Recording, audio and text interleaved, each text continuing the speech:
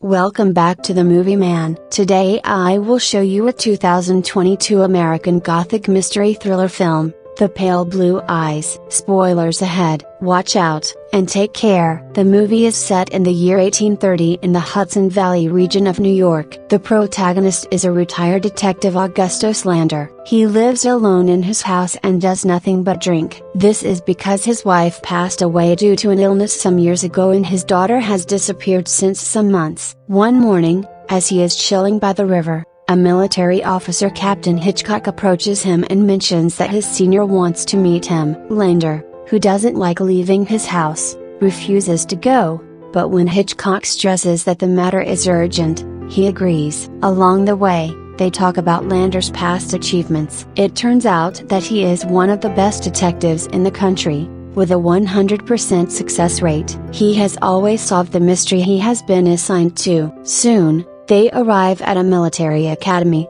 and head straight into Superintendent Ayer's office. The latter knows Lander so well that he is aware of his wife's death and daughter's disappearance. After expressing his condolences, he gets straight to the point and reveals that one of their military soldiers, Cadet Leroy Fry, was found dead. The soldier was from Kentucky and his favorite food was chicken. Everyone suspects that he committed the unthinkable, but a few things suggest otherwise. Someone approached Fry after his death, cut open his body with precision, and took his heart away. After explaining all this, Ayer requests Lander to find the culprit and bring him to light. The detective agrees and immediately gets to work. He, along with Hitchcock, visit the morgue and meet with Dr. Daniel, the same doctor who conducted Fry's autopsy. Daniel mentions that he has already checked the corpse thoroughly but couldn't find anything suspicious. However, when Lander performs a basic checkup, he finds a bruise behind Fry's head and a torn piece of paper in his hand. This makes him conclude that Fry didn't commit the unthinkable, but someone killed him on purpose. Lander tries his best to decipher the meaning in the torn piece of paper, but to no avail. Only a few words are written, and guessing the exact sentence is near to impossible. Before he leaves the academy, Hitchcock warns him to keep the ongoing investigation a secret. Later, Lander visits the place where Fry's body was found and starts investigating. Right then, a cadet named Edgar Allan Poe approaches him and says that he believes Fry was killed by a poet. Poe believes that Fry was killed by a poet because he himself is a poet, who is aware of the art of extracting someone's heart out of their body. Lander obviously does not believe in this, so Edgar gives him another clue. He says that a few days before Fry was killed, he had a fight with his roommates. In the next scene, Lander heads to the academy and interrogates a few cadets with the permission of Hitchcock. However, none of them state anything that can help with the case. After the interrogation ends, an officer arrives there with a note for Hitchcock. The latter reads it and gets taken aback. It turns out that a cow and a sheep have been killed in similar fashion. Their hearts have been taken out after strangling them to death. It is evident that the killer is warning them to stop the investigation. However,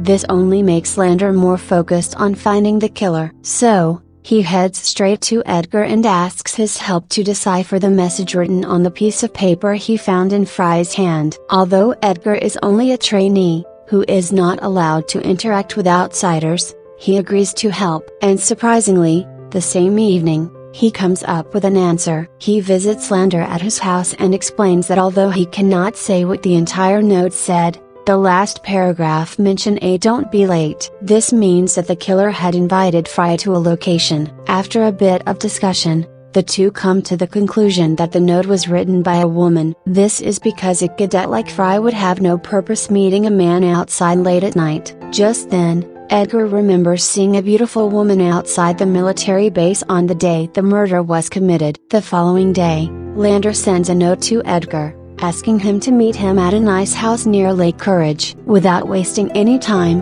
Edgar arrives there and finds Lander inspecting an old abandoned house. Inside, he notices a circle and a triangle drawn on the floor and assumes that someone conducted a ritual there. He also mentions that the performers placed Fry's heart in between the shapes and performed black magic. As the house belongs to the Dr. Daniel's son Artemis, Lander now suspects that Artemis did all this. However, to learn more about black magic, he takes Edgar to meet one of his special friends, John, who is an expert in such topics. They provide him with diagrams of the strange shapes, and John immediately deduces that it is a special kind of black magic ritual, performed to be immortal. He also mentions that to conduct it, one needs a heart of an unbaptized child and one of a man who died from hanging. Hearing all this, Lander asks Edgar to befriend Artemis and try to extract more information from him. The cadet agrees and starts meeting Artemis on a regular basis. Surprisingly,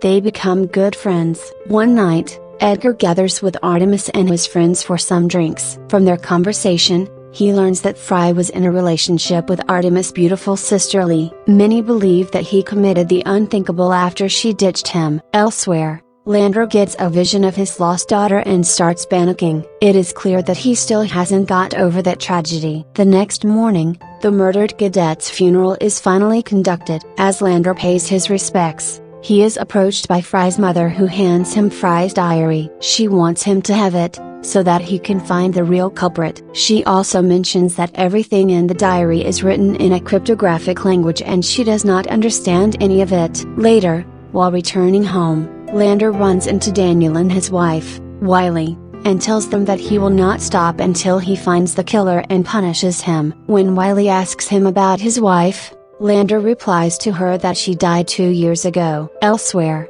Edgar goes to Artemis' house to find more about him, but he is immediately distracted when he hears Lee playing the piano. Since she also loves poetry, the two get to talking and become attracted to one another. Before he leaves, Edgar invites Lee to meet him outside the following day, to which she agrees. In the next scene, the two meet at a cemetery and begin expressing their feelings. Edgar states that he is greatly attracted by her beauty and her charm. When it's Lee's turn, she unexpectedly suffers from a seizure and falls to the ground. Luckily, she soon recovers and Edgar accompanies her back home. Meanwhile, Lander tears out the papers from Fry's personal diary and successfully extracts some information from it. At night, as Edgar is working alone, a fellow cadet and Artemis' friend, Bollinger, attacks him from behind and beats him up badly. Like and subscribe may look simple for you, but for us it's as very valuable. Please like and subscribe. Thank you for your support. Fortunately, Lander arrives there in the nick of time and saves Edgar before he is killed. The next day, Lander gets to know that Bollinger is missing, and later, finds his body hanging in the woods, with his heart removed. However, this time, Daniel takes a closer look at Bollinger's body and reveals that the person who removed his heart is different from the one in Fry's case. The cutting is not as precise and accurate this time. Hearing this, the higher-ranking officials get angry, and they ask Lander to solve the case as soon as possible. For starters, they want him to interrogate Edgar, as he is the most mysterious and cunning person at the camp. When Lander refuses to comply, Hitchcock reveals that Edgar recently fought with both the murder victims Fry and Bollinger. This surprises Lander as his poet buddy had never mentioned about it. So, he meets Edgar outside and asks if he's hiding something. The latter confirms to have fought with them, because they constantly bullied him for his appearance and habits. However, he didn't kill them. Edgar explains that if he were to kill everyone he has a problem with, there would be less than a dozen cadets left. Seeing his innocent face, Lander is convinced, so he walks away without asking anything more. One night, the two are invited to Daniel's place for dinner, which they accept. While they are eating, Lander finds Wiley very anxious and scared, as if she is hiding something. After dinner, he talks to Daniel privately and inquires if something is wrong with his daughter. The doctor reveals that Lee is suffering from a rare disorder that gives her frequent seizures. The sad thing is that there is no cure for it. Right then, Hitchcock arrives there and informs them that another cadet, Stoddard, is missing. This alarms Lander, so he immediately goes to check the cadet's personal room. They do not find anything there, so Lander suspects that Stoddard got involved in some shady business alongside Fry and Bollinger. That's why they are being hunted. But since the body hasn't been found,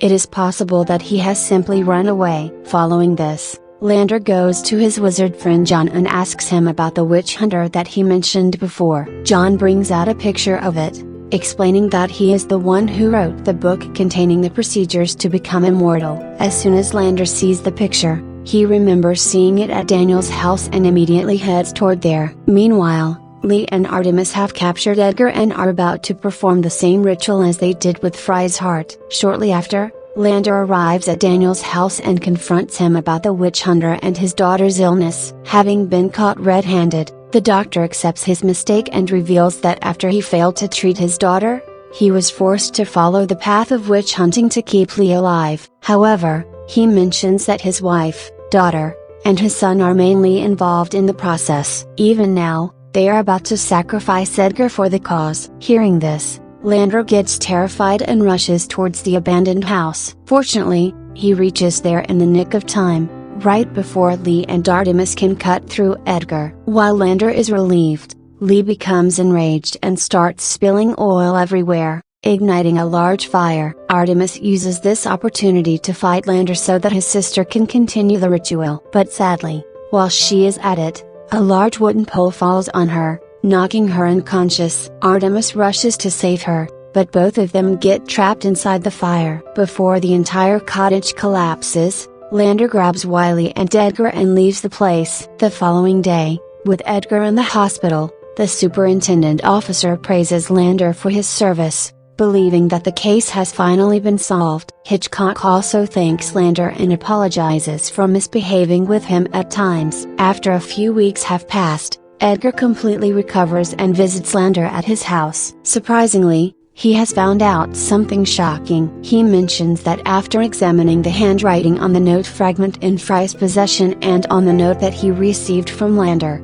he found that they were identical. By connecting all the dots in the evidence he has obtained, it is clear that Lander was responsible for the cadets' deaths. Edgar then presents his findings and tells Lander that from a lady at the tavern, he got to know about his daughter, Mathilde. This is when Lander accepts his crimes and finally reveals everything. It turns out that, 2 years prior, after attending her first ball dance party, Mathilde was returning home alone when she was violated by Fry, Bollinger, and Stoddard. Although she survived, the incident traumatized her so badly that she committed the unthinkable from a cliff. Lander witnessed the whole incident and tried his best to stop her, but to no avail. As the days passed by, Lander hid this information from everyone and lied that she had fled. But because Mathilde suffered and died right in front of his eyes, he wanted to take revenge. So, he approached Fry, lured him with a message, and took him to a deserted area. There,